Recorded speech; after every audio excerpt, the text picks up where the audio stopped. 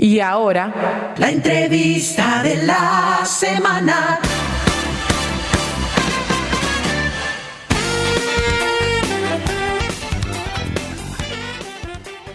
Y seguimos en el programa de Mujer a Mujer con Luz de Los Ángeles. Estamos ya en la parte del tema central que tenemos en el día de hoy y vamos a hablar de esa dinámica familiar con niños o con cualquier persona con discapacidad, cómo debe ser el acompañamiento de la familia en este proceso que hay que reconocer que a veces son cambios de 360 grados que tenemos que hacer con nuestro estilo de vida. Hoy nos acompaña, como siempre, nuestra colaboradora de nuestro espacio, la doctora Ana Julia Pérez Feble, médico y terapeuta familiar y de pareja. Bienvenida, doctora, a su programa. Buenas tardes, Luz, y contigo a todas las personas que nos escuchan y que nos ven a través de las redes. Un placer, como siempre, poder compartir con ustedes. Justamente a propósito de que el día de ayer, 21 de marzo, es el día del síndrome de Down, entonces cae muy bien hablar de este tema. Y hay que resaltar que el día 4 de abril creo que es de autismo. ¿Sabes? Que realmente todos estos días son básicamente más que de celebración, podemos llamarlo de concientizar y crear ese compromiso, de esa empatía que debemos de tener con cualquier tipo de persona que tenga alguna condición especial. Exactamente, y justamente cuando hablamos de discapacidad, nos estamos refiriendo a un proceso que definitivamente, como bien dice, llega a cuestionar todo lo que es el funcionamiento de una familia. ¿Qué pasa? Cuando el mismo síndrome de Down, que todo el mundo sabe que es una trisomía 21, que es una alteración genética, los padres se hacen la ilusión en muchas ocasiones, la mayoría de las veces, cuando se espera un bebé, se hace la ilusión de cómo va a ser ese niño, del niño ideal, el hijo ideal. Que si viene con salud. Incluso hasta hacen idea de cómo va a ser ese niño cuando sea el futuro, no sabiendo que en esta vida lo que realmente es normal es el cambio. O sea, no hay nada estático en esta vida. Y regularmente se han hecho muchos estudios en la familia, en la dinámica de la familia, cuando un miembro tiene algún tipo de discapacidad, de algún problema genético. Todo el mundo sabe que se ha asociado con muchas cosas negativas. Y no es que no sea cierto que se altere todo lo que es la dinámica familiar, pero también se ha demostrado que no necesariamente los problemas que se presentan en una familia con un niño con síndrome de Down o con alguna discapacidad son diferentes a los que se presentan en una familia normotípicas. ¿Qué es lo que pasa? Que los padres y la familia se han hecho idea de cómo ese niño. Entonces, lo primero que hay que tener en cuenta es que ese niño, independiente de que tenga una discapacidad, es un ser humano y tiene una dignidad humana que hay que respetar. Entonces, si partimos de ahí, aunque los roles se van a ver alterados, el funcionamiento de la vida diaria se va a ver alterada por necesidades diferentes. Entonces, ¿qué pasa? No solo afecta al niño en sí, que está afectado del trastorno, del síndrome, sino que también afecta a todos los miembros de la familia. Llámese a los padres, a los hermanos, a los abuelos y a todo el contexto familiar donde se desenvuelve ese niño, que va a haber una alteración de la funcionabilidad de esa familia. Incluso en muchas ocasiones se reconoce que la llegada de un niño con un síndrome de Down o alguna otra discapacidad, al poner en juego las reglas y los roles de esa familia, afloran facultades y afloran capacidades que quizás si no lo hubiesen tenido no salen a flote. Así es. Entonces, ¿qué es lo que hay que hacer? Primero, es indiscutible que todo el sistema familiar Cambia. va a cambiar, pero además va a pasar por un proceso de duelo. Se han hecho muchas investigaciones en pacientes, en familias donde hay un niño con síndrome de Down o alguna discapacidad, y todos dicen, o la mayoría dicen, que de primera intención ha habido sentimientos de tristeza, dolor, angustia, incertidumbre, incluso en muchas ocasiones una de la pareja se culpa uno al otro. Divorcio, hay parejas, familias hasta que se separan. Aún, exactamente, divorcios. A veces complejo de culpa, a veces, doctora. A veces evitan que el niño sacar al niño por vergüenza. Porque quizás ese niño no entra entre el estereotipo esperado socialmente. De ahí a que va a depender mucho de la cultura en que vivamos, cómo ese tipo de discapacidad es visto, pero además también el contexto inmediato, qué piensa la familia de un niño con alguna discapacidad o alteración genética, cómo cada uno de los padres enfrenta las situaciones de la vida diaria. Por ejemplo, cómo nos enfrentamos a situaciones de estrés, a situaciones de ansiedad, cuáles son las herramientas que ponemos a flote cuando hay un momento de dificultad, qué tanto manejamos nuestra inteligencia emocional, la resiliencia, qué tan resilientes seamos. Eso va a depender muchísimo de cómo se va asumiendo el proceso de duelo y de ahí entonces se llega a aceptación y adaptación de que se tiene a un niño con una condición diferente. Doctora, es sumamente importante la familia poder pasar cada proceso del duelo.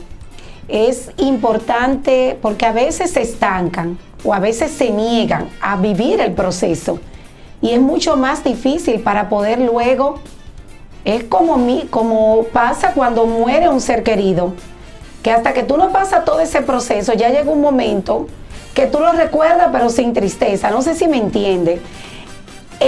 Cuando una familia le llega una situación así de algún hijo con alguna condición especial, es importante vivir el proceso del duelo y muchas veces buscar ayuda para que lo acompañe en el proceso. De hecho, está demostrado que mientras más temprano es ese proceso de adaptación y aceptación de que se tiene algún niño con una condición, está demostrado que se minimizan muchísimo los daños y el niño progresa muchísimo. Porque ya tú pasas el proceso y entonces enfrenta la situación. Entonces hay una diferencia. Cuando a ti se te muere un ser querido o tienes otro tipo de pérdidas, quizás puede esperar. Pero cuando tú tienes un recién nacido, que dicho sea de paso, por ejemplo, el síndrome de Down, por cada 1000 niños puede nacer uno en 1000. O sea que es bastante frecuente.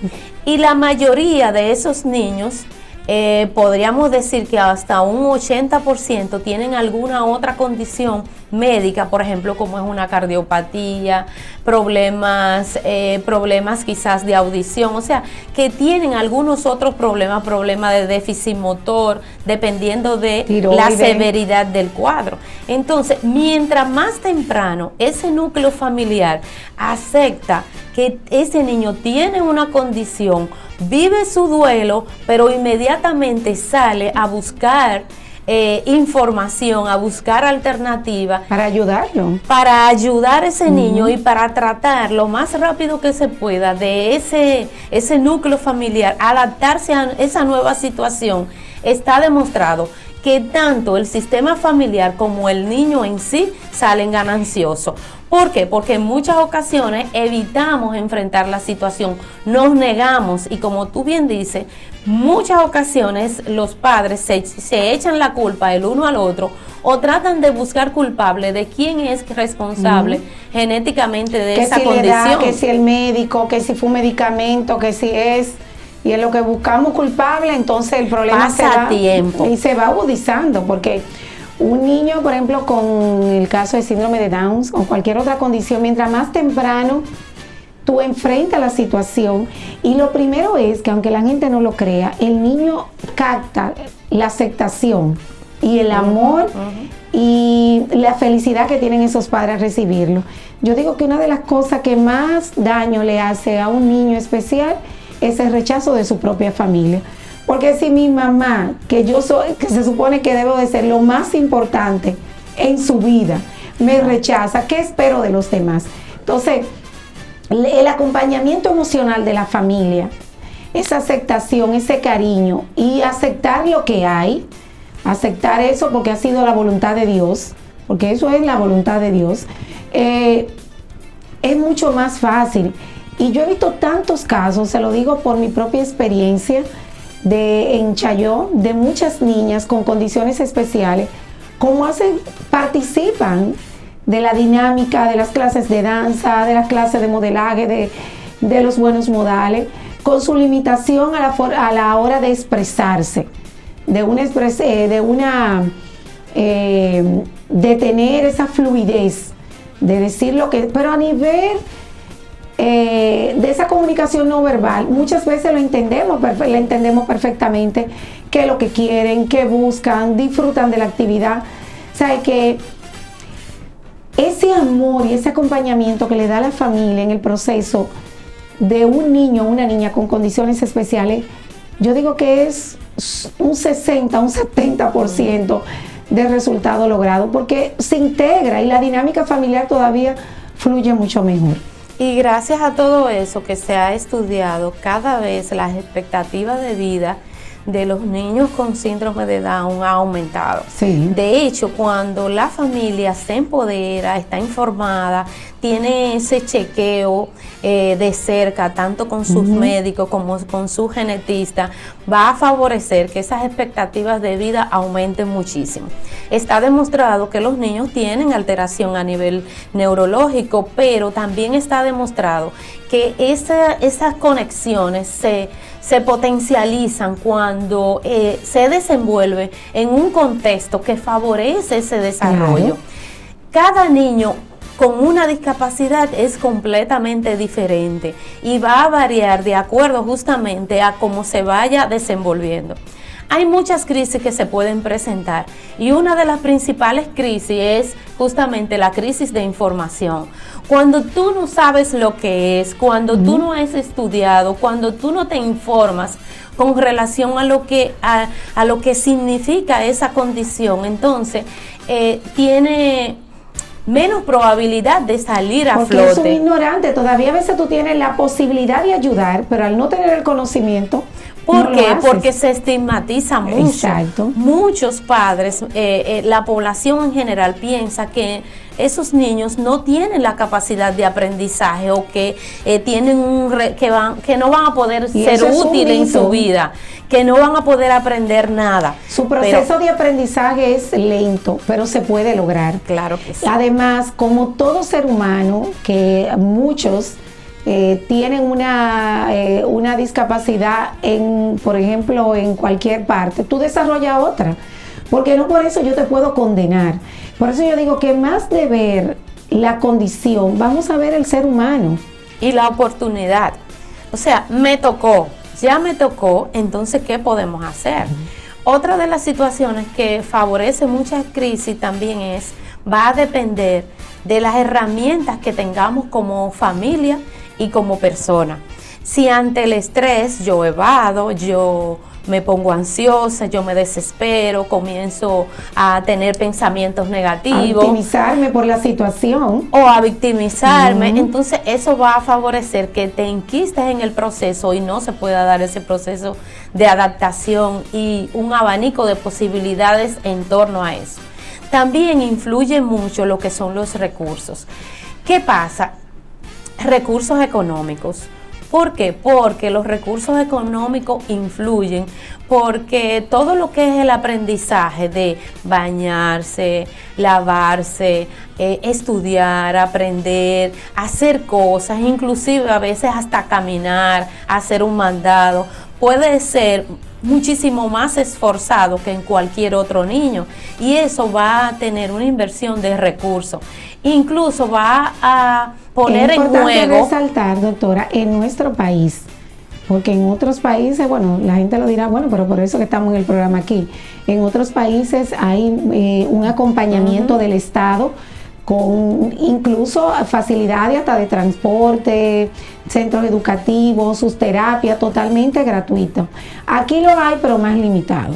Muy limitado, todavía estamos en pañales. Sí, hay que avanzar mucho porque eso es una preocupación real de los padres, esa parte económica, y el asegurarle esa educación inclusiva, esa educación personalizada a ese niño va a hacer una diferencia del cielo a la tierra. ¿Cuál es la importancia, doctora, de tener esos niños con condiciones especiales en una educación inclusiva para que la gente lo pueda entender?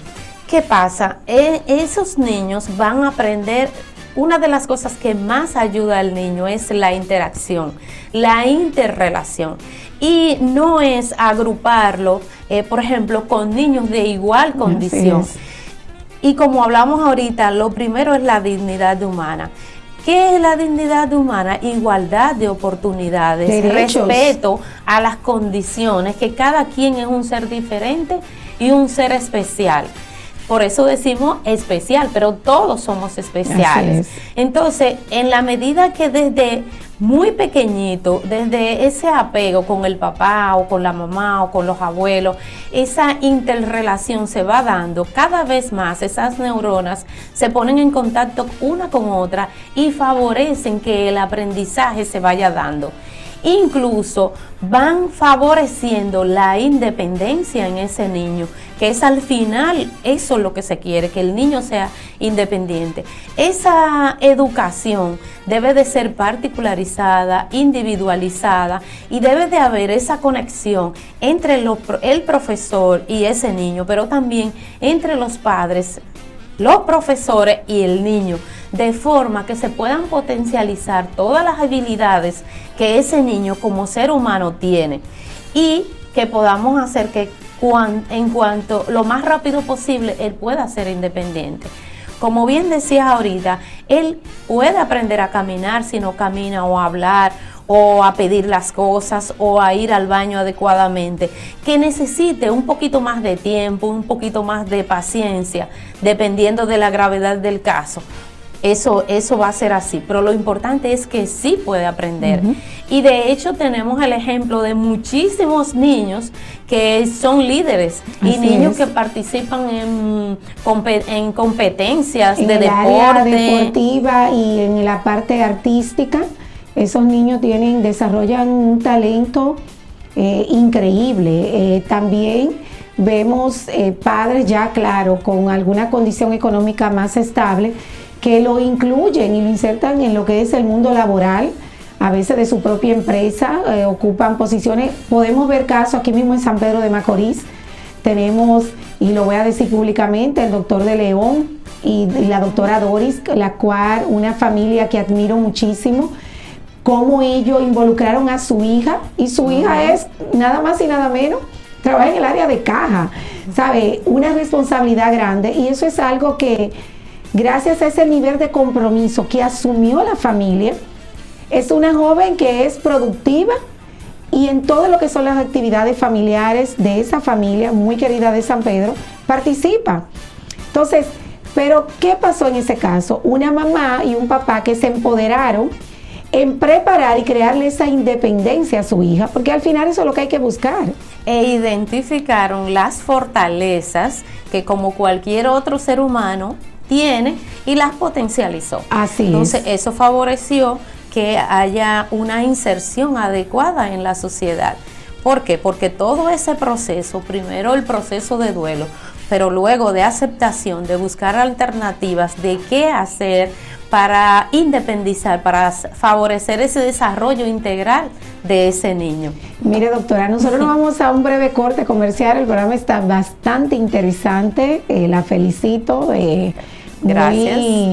El tema bastante desarrollado, un lenguaje bastante claro. Espero que esto le pueda servir a muchísimas personas que están en este momento escuchando el programa. Nosotros nos vamos a un breve corte. Cuando regresemos vamos a abrir los micrófonos, el teléfono, para las personas que quieran llamar y quieran hacerle cualquier pregunta. Abrimos el teléfono y también recomendaciones finales. Vámonos a un breve corte comercial y enseguida regresamos. Seguimos en el programa de Mujer a Mujer con Luz de Los Ángeles, hoy compartiendo con la doctora Ana Julia Pérez Feble, médico y terapeuta familiar y de pareja. Hoy estamos hablando de esa dinámica familiar con niños con condiciones especiales. Tenemos ya, parece una llamada en línea. Buenas. ¿Cómo tú estás, Luz? Bien. Ay, hola, Colaza, amor, ¿cómo está? Contenta por esta orientación que tú estás llevando en el día de hoy. Gracias. Y espero que no sea la última, porque creo que pusieron dos temas. Pusieron el de los niños con síndrome de Down y el de los autistas. Que en estos días estuve con una persona que tiene un niño autista y me hablaba eso mismo, sobre el poco apoyo que le da el gobierno a las personas que tienen niños con esta discapacidad. Yo tengo una amiga en Estados Unidos que ella es encargada de pasear con esos niños, de llevarlos a comer helado, a la playa y todo, pero son parte del Estado de los puntos. Ojalá que aquí se animen y lo hagan. Felicito a la doctora y a ti, Lucy, sigue hacia adelante. Muchísimas gracias, Colaza. Sí, estuvimos precisamente la doctora y yo socializando de que fuera de nuestro país, ahí el Estado asume una responsabilidad bastante grande del acompañamiento en lo que es no solamente la parte médica, sino en ayudar a esos niños con condiciones especiales en sus terapias, a socializar y en un futuro hasta insertarlo en lo que es el mundo productivo. Doctora, recomendaciones finales.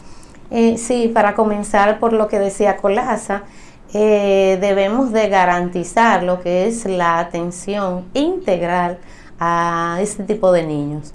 Es importante, cuando hablamos de integral, nos estamos refiriendo a sus necesidades físicas, identificar con tiempo esas patologías asociadas principalmente al síndrome de Down y tipificarlo, o sea, tratar de identificar con tiempo, hacer el diagnóstico desde el inicio nos va a ayudar muchísimo a que el pronóstico de esos niños sea positivo.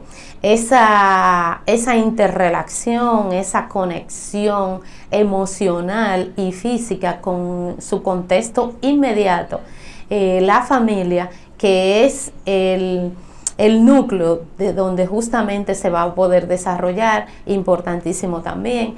Tratar de que la familia sepa que hay roles que va a tener que redistribuirse. Por ejemplo, los padres en muchas ocasiones tienen que decidir si hay uno que va a dejar de trabajar para quedarse con el niño, cómo van a poder asumir el cuidado de cerca de ese niño para poderlo desarrollar. También es importante ese sistema a nivel social también que se pueda apoyar. Son niños que van a requerir en muchas ocasiones terapia ocupacional, terapia física, terapia del lenguaje. También, por ejemplo, son niños que si tienen cardiopatía van a tener que tener su seguimiento con un cardiólogo. Como bien decía al principio, las expectativas de vida de los niños con síndrome de Down han aumentado muchísimo. El cerebro tiene neuroplasticidad, o sea que puede aprender, y todo va a depender de cómo se vayan introduciendo esos conocimientos.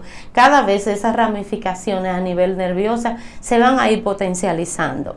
Reconocer que simple y llanamente, o no tan simple, porque no es que sea fácil, pero no hay un camino único ni un camino exclusivo, sino que cada familia y cada individuo va a trazar ese camino para poder lograr de forma exitosa la inserción de ese niño a la sociedad.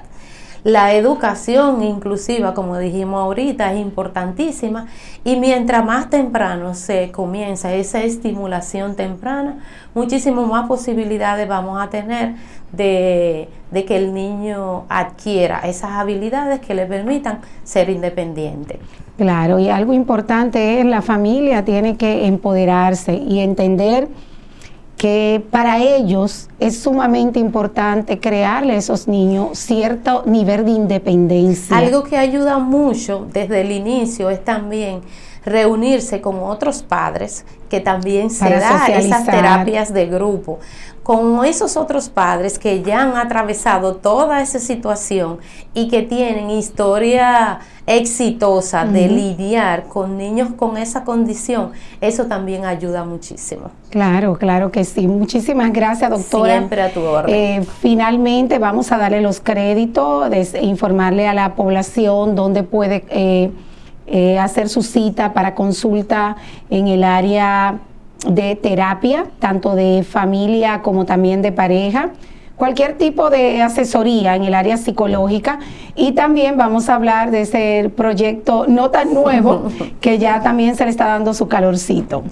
Estamos en el Centro Psicoterapéutico y de Medicina Integral en la calle Sánchez 107.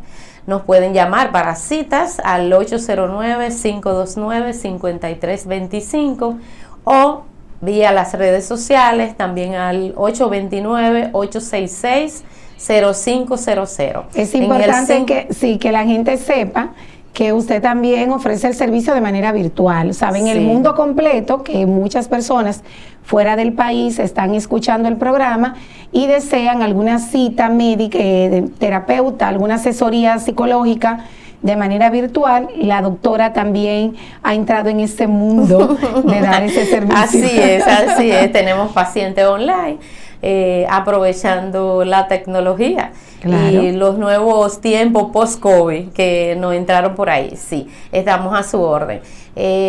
Recordarles que en el Centro Psicoterapéutico tenemos todo lo que es medicina familiar, también terapia familiar, y también tenemos la terapia sexual con la doctora Cruz Altagracia Pérez. ¿Trabaja con los seguros, doctora? Trabajamos con seguro, o sea, solamente nos tienen que llamar siempre con la cita previa.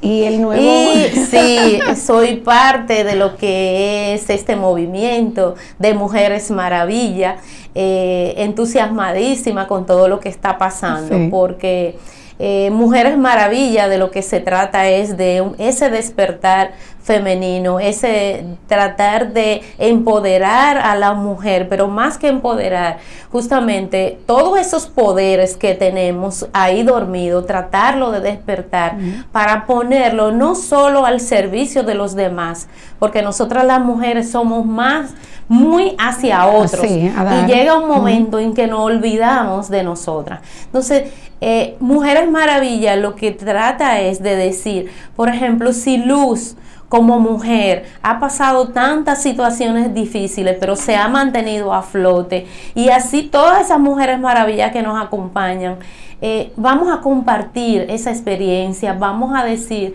si otro puede, yo también puedo. Mujeres Maravillas se ha trasladado a diferentes barrios. Estuvimos en Restauración, en Villa Blanca, en Pedro Justo Carrión, y este sábado vamos a estar en el Correo, en el antiguo Correo, ahí en la calle Duarte. Vamos a estar ahí a partir de las 4, con todas esas Mujeres Maravillas, encabezada con Juliana Cabrera, que es la ideóloga de esto, conjuntamente con Melissa, que es la directora ejecutiva. Y vamos a estar ahí también con mujeres emprendedoras que van a mostrar cosas que ellos hacen y que venden y que están entrando en todo este mundo de lo que es el emprendimiento. Vamos a apoyarla, porque de eso justamente es lo que se trata, de que las mujeres podamos apoyarnos unas a las otras. Que cuando decimos Mujeres Maravilla, no es que tenemos vidas perfectas, sino que decidimos, independientemente de las situaciones difíciles que estemos viviendo, podemos salir a flote. Independientemente independientemente de la situación que me encuentre, yo puedo decir sí, yo puedo dar un paso para sentirme más plena, más satisfecha. Claro, y algo importante es que debemos de valorar la iniciativa de muchas mujeres poder expresarle a todo el mundo su historia de vida. Eso es un privilegio. No toda mujer se atreve a contar su historia de vida. Entonces, eso ya tiene un valor. ¿Y por qué cuentan su historia de vida? Para ser un referente para otras que quizá están pasando por la misma situación y entender que sí pueden. Yo entiendo, como siempre lo he dicho de manera abierta, nosotras como mujeres todas debemos de apoyarnos. Si todas nos apoyáramos, pudiéramos todavía lograr mucho más. Así que yo motivo a todas las mujeres a que vayan a este gran cierre de la primera etapa. Estamos hablando de una primera etapa, quiere decir que es un proyecto que va a continuar, de Mujeres Maravilla. Va a ser este sábado 26 de marzo, va a ser a las 4 de la tarde.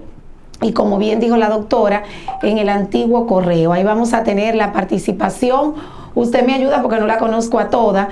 Mi querida hermana Jacqueline Marte, que todos la conocen, trabajó un tiempo en el programa de Mujer a Mujer, una historia de vida hermosísima, guerrera. Va a estar Mary Andino con el yoga, ella tiene la apertura, donde va a haber una reflexión, una meditación. Pero Mary, no sé si ha tenido la oportunidad, pero nosotros en el club de Mujer a Mujer tiene una historia de vida hermosísima. No solamente lo que es la parte, porque la gente se enfoca mucho en la parte física, una mujer que se cuida mucho a su edad, luce espectacular. Pero esa historia de ella, de esa valoración de sí misma, una mujer con una autoestima saludable, Odalis Cedeño, que todos conocen a Odalis, una mujer muy empoderada, una mujer que le gusta mucho expresar y compartir su historia con los demás. Tenemos ahí a Raquel Castillo, una mujer muy emprendedora, muy inteligente, siempre enfocada.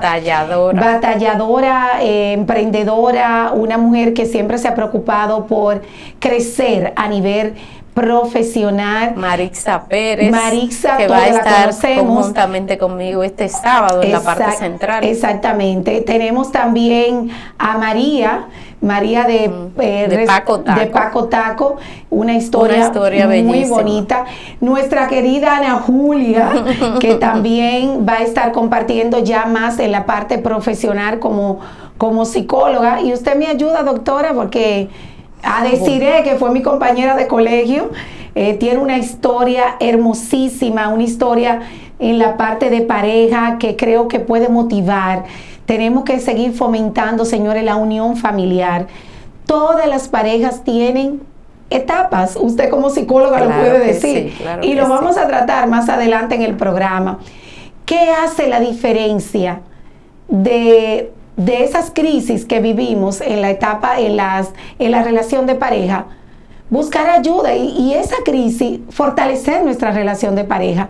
¿Sabe que cada historia, creo que de una u otra manera se va a identificar con muchas mujeres? A una jovencita que es psicóloga también, que es Saleme, que es nuestra maestra de ceremonia oficial. Okay. Y también tenemos a Yaineri con la zumba.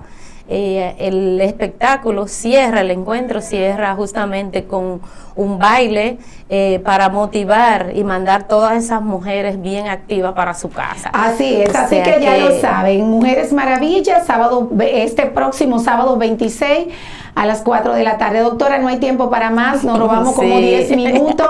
Muchísimas gracias a todas las personas que siempre escuchan nuestro programa. Recuerden que mañana de 2 a 3 de la tarde es un compromiso en el programa de Mujer a Mujer con Luz de Los Ángeles. Muchísimas gracias por su sintonía. Bye bye.